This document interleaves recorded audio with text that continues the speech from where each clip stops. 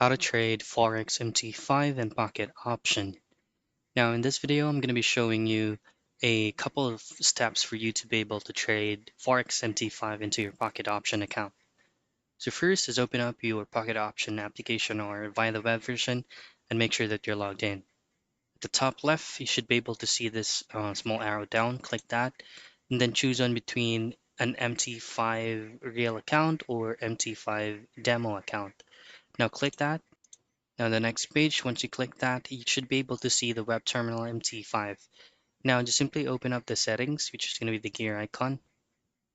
And then from here, all you have to do is to copy the server address, which is going to be the pro trade-mt5, and then open up your MetaTrader application.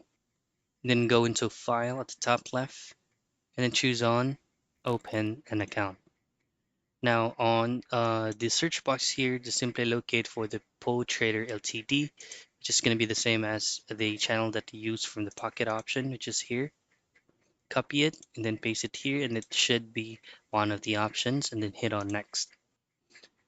Now from here, all I have to do is to choose on connect with an existing trade account, and then just copy the credentials that you have from your pocket option account, copy the username or login, and then copy the password as well, and hit on finish.